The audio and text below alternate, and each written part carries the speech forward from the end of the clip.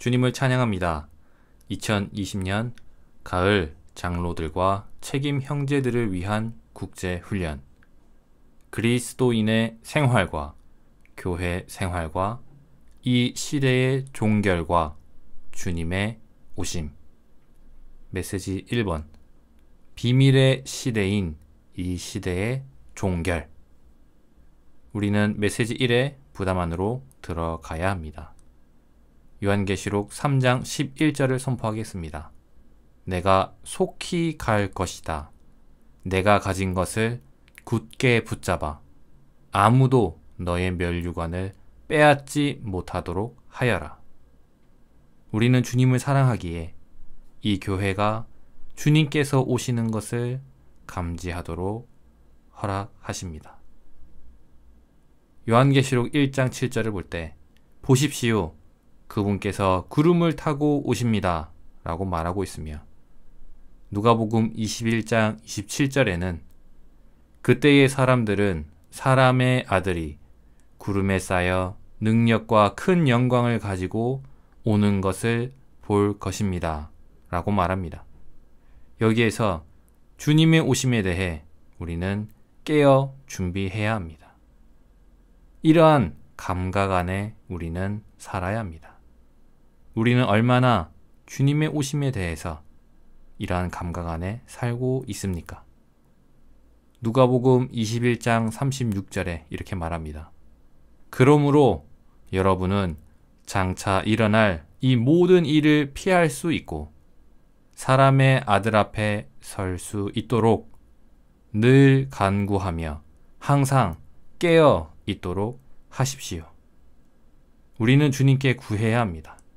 주님, 이 일이 일어나기 전에 피하게 해 주십시오.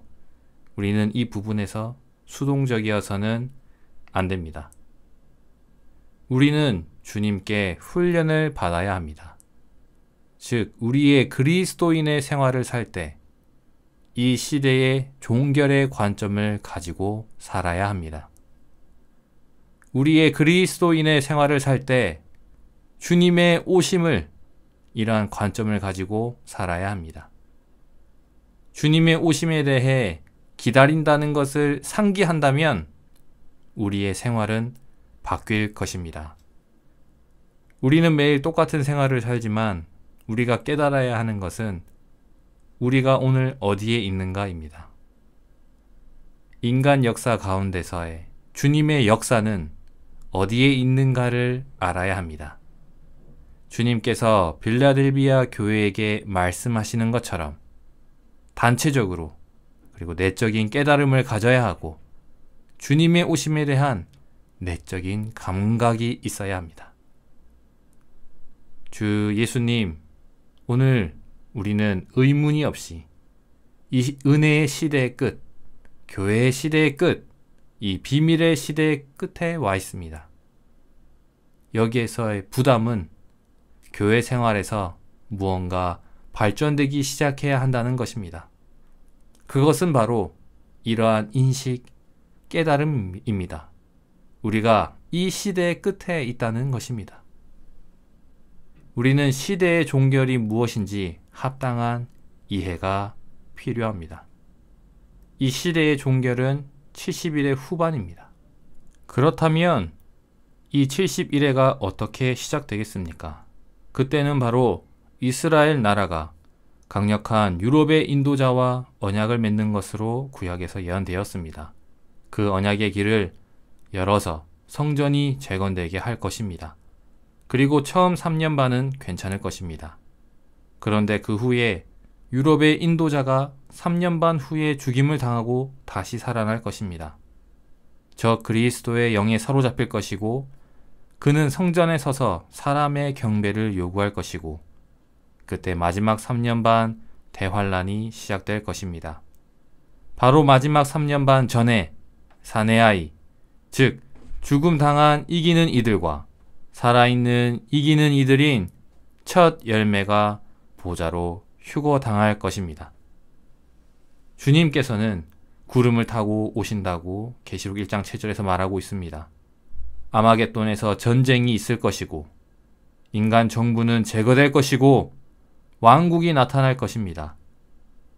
훨씬 더 이런 방면에서 쉬운 것은 바로 주님께서 어떤 변화를 가져오는 것입니다. 지리적인, 정치적인 세계의 상황, 그리고 세계 정세의 변화를 가져오는 것입니다. 이것이 더 쉽습니다. 지난 1년 동안 이러한 코로나를 통해서 어떻게 세계 정세를 바꿨는지를 우리를 볼 수 있습니다. 그러므로 우리가 믿기로 주님의 초점이 우리의 초점이라고 믿는데, 그것은 하나님의 신약 경륜을 완결하는 것입니다. 우리의 그리스도인의 생활과 교회 생활 안에서 천국의 실제를 살고, 특별히 그리스도의 몸의 실제 안으로 들어가는 것입니다. 한 세 사람의 성장과 완결의 나타남이 바로 신부의 준비가 될 것입니다. 우리는 이 시대의 종결과 주님의 오심에 대한 관점을 가지고 그리스도인의 생활과 교회 생활 안에서 내적인 실제를 추구해야 합니다. 메시지 1번에는 비밀의 시대인 이 시대의 종결을 말하고 있습니다. 로마서 1번과 2번은 이상의 방면을 다루고, 로마서 3번에서는 이 이상에 따른 적용, 체험을 말합니다. 로마서 1번의 주요 단어는 시대의 종결입니다. 즉, 종결입니다. 나는 이 시대가 종결될 때까지 항상 여러분과 함께 있습니다. 라고 마태복음 28장 20절에서 말하고 있습니다. 종결, 이 의미는 완성 혹은 완결에 이르게 될 어떤 과정이 있다는 것을 말합니다. 그리고 이 종결은 이 시대의 끝을 가리킵니다. 즉, 시대가 종결될 때는 교회의 시대, 은혜의 시대의 끝을 가리킵니다. 이 시대가 종결될 때 대환난의 3년 반 기간일 것입니다. 계시록 22장 17절을 볼 때 주님의 긍휼에 기초하는 은혜의 시대를 볼 수 있습니다. 그리고 교회 시대인 현 시대는 비밀의 시대입니다. 요한계시록 10장 7절을 볼 때 하나님의 비밀이 이루어질 것인데, 이것은 비밀의 시대를 마감하는 것을 의미합니다. 아담부터 모세에 이르기까지의 시대와 모세부터 그리스도에 이르기까지의 시대에는 모든 것이 밝혀졌고 비밀이 전혀 없습니다. 이와 동일하게 천년왕국 시대와 새 하늘과 새 땅에서도 모든 것이 밝혀져서 더 이상 비밀이 없을 것입니다. 그리스도의 육체 되심부터 천년왕국에 이르기까지의 시대, 곧 교회 시대 혹은 은혜 시대에는 모든 것이 비밀입니다. 그리스도의 육체 되심은 이 비밀의 시대의 시작입니다. 이 그리스도는 하나님의 비밀입니다. 그리고 이 교회는 그리스도의 비밀입니다. 성경은 하나님의 비밀, 그리고 그리스도의 비밀, 복음의 비밀을 말합니다. 골로새서 2장 2절에서 하나님의 비밀을 말하고, 에베소서 3장 4절에서 그리스도의 비밀을 말하며, 그리고 6장 19절에서 복음의 비밀을 말하고 있습니다. 하나님의 비밀은 그리스도이고 그리스도의 비밀은 교회입니다. 복음의 비밀은 그리스도와 교회이며, 이것은 하나님의 영원한 목적을 성취하기 위한 것입니다. 우리는 이 계시를 얻음으로써 이 비밀을 알아야 합니다. 그리고 이 비밀의 중심은 하나님께서 사람 안으로 연합되신 것, 곧 하나님과 사람의 연합입니다. 20세기 동안 이 비밀을 안 많은 사람들이 그들이 얻은 계시를 위하여 자신들의 귀중한 생명을 내려놓았고, 찬란한 장래를 포기했으며 버리기 어려운 혈육의 정을 물리쳤습니다. 이것은 믿지 않는 사람들에게는 허비이지만 이 비밀을 사랑하는 사람들에게는 향기로운 증거입니다. 복음의 목표는 바로 첫째가 하는 사랑으로 주 예수님을 사랑하는 것이며, 그리고 가장 값지고 가치 있는 영적인 보배를 주 예수님께 쏟아붓고 일생을 주님께 허비하는 것입니다. 주님께 감사와 찬양을 드리는 것은 이 비밀이 오늘날 우리에게 이미 계시되었고, 우리는 기쁨으로 우리가 본 계시 위에 우리의 일생을 쏟아부었다는 것입니다. 우리의 친척들과 학우들과 직장 동료들과 친구들은 우리가 무엇을 하는지 이해하지 못합니다. 왜냐하면 이것은 비밀스러운 일이며 또한 지금은 비밀의 시대이기 때문입니다. 교회는 그리스도의 비밀입니다. 우리의 삶은 어떠합니까? 우리는 이러한 비밀 안에 살고 있습니까? 우리 안에 이러한 비밀의 감각이 있습니까? 외적인, 형식적인, 판에 박힌 생활입니까? 아니면 우리 안에 내적 실제에 대한 배고픔이 있습니까? 두 밭일을 하며 맷돌질을 하는 이들 중에 내적 실제는 어디에 있습니까? 천국, 복음, 그리스도의 내주하심, 장차 있을 성도들의 부활과 변형은 모두 비밀들입니다. 모든 비밀이 일곱째 나팔의 나팔 소리가 날 때에 완성되고 이루어지고 끝나게 될 것입니다. 우리는 이 모든 것들이 우리를 통해 이루어지도록 기도해야 합니다. 만물을 창조하신 하나님 속에 영원부터 감춰져 있던 비밀의 경륜이 무엇인지를 모든 사람에게 밝혀야 합니다. 이것은 하나님의 마음속에 감추어진 것들을 밝히는 것인데, 그것은 바로 선택하신 사람들 안으로 그분 자신을 분배하는 것입니다. 하나님의 마음속에 감추어진 비밀은 바로 하나님의 경륜입니다. 이것이 우리의 누림이 되고, 이것이 우리의 복음의 내용이며, 이것이 우리의 실제입니다. 우리가 먼저 이 실제를 살아야 합니다. 하나님의 영원한 경륜은 그분의 마음에 갈망이 담긴 그분의 영원한 의도로서 하나님 자신을 신성한 삼일성 안에서 아버지로서 아들 안에서 그 영에 의해 그분께 선택받고 구속받은 백성들 안으로 분배해 넣으시어 그들의 생명과 본성이 되게 하심으로써 하나님의 백성이 그분의 복사판으로서 그분과 똑같아져 하나의 유기체, 곧 새 사람인 그리스도의 몸이 되게 하시는 것입니다. 결국 이 유기체는 새 예루살렘이 될 것입니다. 여기에서 바울 형제를 볼 수 있습니다. 그는 그리스도의 측량할 수 없는 풍성의 복음을 전했으며, 또한 하나님 안에 감추어진 비밀의 경륜에 관한 복음을 전했습니다.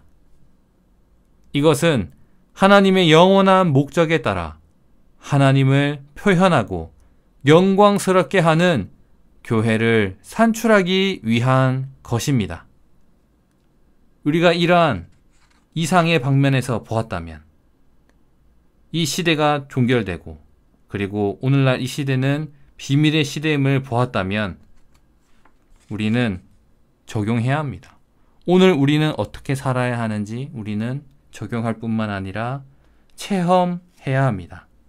이 비밀의 시대는 로마서 3번의 믿음의 시대입니다. 하나님의 비밀들은 믿음에 의해 우리에게 알려집니다. 히브리서 11장 1절에서는 믿음은 바라는 것들의 실질화여 보이지 않는 것들의 확증입니다 라고 말합니다. 믿음은 실질화하는 능력입니다. 우리는 보이지 않는 것들을 주시하고 바라봅니다. 주님의 회복은 그분의 교회를 보이는 것들에서 보이지 않는 것들로 회복하는 것입니다. 신약에서 영적인 것들과 연관된 모든 것은 다 추상적이고 이해하기 어려운 것들입니다. 그러나 하나님께서 우리에게 요구하시는 것은 바로 믿음입니다. 우리가 믿지 않으면 영적인 것은 어떤 것도 이해할 수 없습니다. 우리는 믿음으로 하나님과 그리스도와 그 영께서 계신다는 것을 압니다. 우리는 믿음으로 거룩하게 되고 변화되고 새롭게 되고 결국 영광스럽게 될 것입니다. 영적인 모든 것은 믿음으로 이해할 수 있습니다. 그러므로 현 시대는 믿음의 시대이며 비밀의 시대입니다. 우리는 하나님의 영과 사람의 영에 대한 자신의 느낌을 신뢰하지 말아야 합니다. 우리는 두 영에 관한 것을 믿음 안에서 말해야 합니다. 고린도후서 4장 13절에서 바울은 우리도 동일한 믿음의 영을 가졌으므로 우리 역시 믿고 말합니다 라고 선포합니다. 바울은 자신의 느낌이 아닌 믿음 안에서 하나님을 위해 말했습니다. 우리는 믿음으로 하나님의 비밀을 알 수 있습니다. 하나님의 비밀의 시대는 주님의 육체 되심에서 시작됩니다. 그러나 이 시대의 마지막에 주님께서 다시 나타나실 것입니다. 하나님의 모든 비밀은 일곱째 나팔의 나팔 소리가 울려 퍼질 때 전부 완성될 것이고 비밀의 시대는 지나갈 것입니다. 그때에는 주 예수님을 믿지 않는 사람들도 그분을 보게 될 것입니다. 그러나 우리는 하나님께서 우리에게 주신 믿음을 사용하여 그분의 모든 비밀을 인식해야 합니다. 모든 그리스도인들에게는 그들 안에 믿음이라 불리는 어떤 것이 있습니다. 우리는 그리스도께서 우리 안에 사신다는 것을 믿으면 믿을수록 더 행복해집니다. 우리는 하나님의 영께서 우리의 영 안에서 움직이신다는 것을 믿으면 믿을수록 더 행복해집니다. 우리는 두 영에 대한 진리를 의심해서는 안 됩니다. 오히려 우리에게는 영이 있고 하나님의 영께서 우리 안에 내주하신다는 완전한 믿음과 확신을 가져야 합니다. 그러므로 우리는 믿음으로 그리스도를 체험해야 합니다. 이 믿음의 시대에 그리스도를 체험해야 하는 것입니다. 그리스도인의 이 생활은 전적으로 믿음의 문제입니다. 에베소서 3장 17절을 볼 때 바울은 믿음을 통하여 그리스도께서 여러분의 마음에 거처를 정하시게 하시며 라고 말합니다. 여기에서 믿음을 통하여가 매우 중요합니다. 왜냐하면 우리는 자주 그리스도께서 그분의 거처를 우리의 마음에 정하고 계신다는 것을 느끼지 못하기 때문입니다. 그리스도께서 우리 안에 들어오신 후 우리의 선호는 어느 정도 변했습니다. 그러나 여전히 많은 것에서 우리는 변하지 않았습니다. 우리는 우리에게 느낌이 별로 없다는 이유로 그리스도께서 우리의 마음에 거처를 정하시는 체험에 대해 의구심을 가질 수 있습니다. 그리스도께서 우리의 마음에 거처를 정하시는 것은 성경의 계시입니다. 우리는 성경에 계시된 모든 것에 아멘, 아멘, 아멘 이라고 말할 필요가 있습니다. 성경의 말씀은 믿음의 말씀입니다. 우리 영적인 체험에서 우리가 그것을 느낄 수 없다 하더라도 그것은 여전히 실제입니다. 우리 편에서 필요한 것은 성경의 모든 말씀에 예! 라고 말하는 것입니다.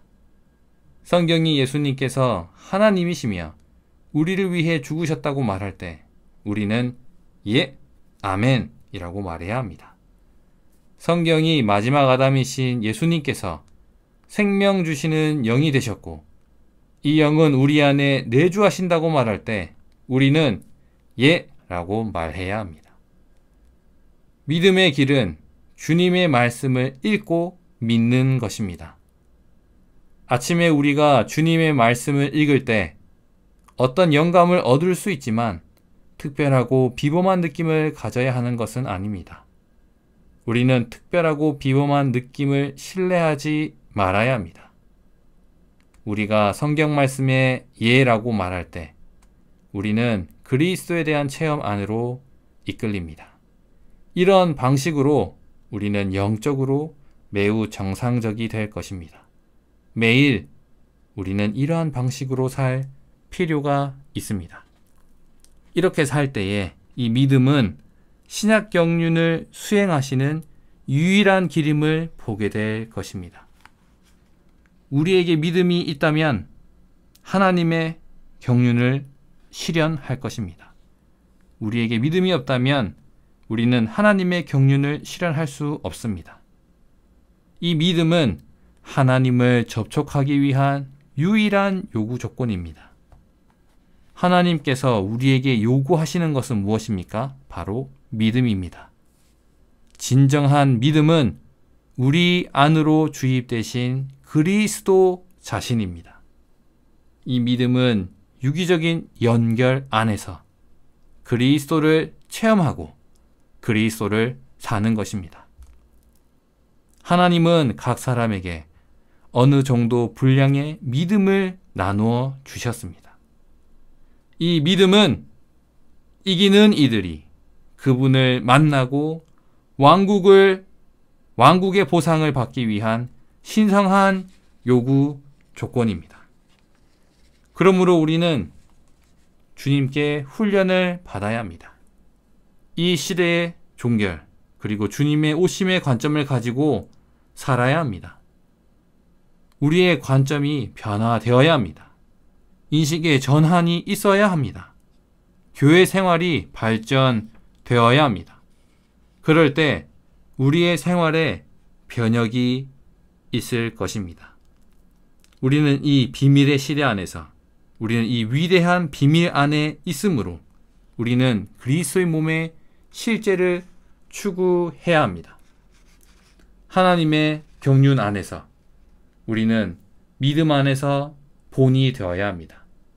히브리서 13장 7절에서 그들의 믿음을 본받으십시오라고 말하고 있습니다. 오늘날 우리에게는 책임이 있습니다.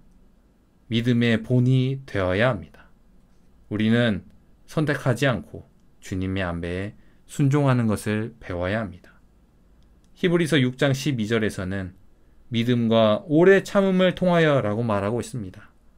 우리에게는 이 생명이신 그리스도를 모든 것을 포함한 그리스도를 공급하는 사역이 필요합니다.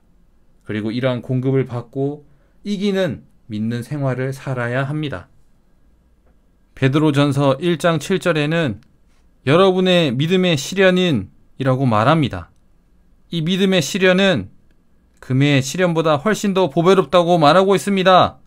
예수 그리스도께서 나타나실 때에 칭찬과 영광과 존귀를 얻게 합니다 라고 말합니다. 이 믿음의 시련은 우리의 믿음을 온전케 합니다. 이번 메시지 1번에 비밀의 시대인 이 시대의 종결, 우리는 은혜의 시대와 그리고 비밀의 시대와 그리고 믿음의 시대 이 세 가지를 보았습니다.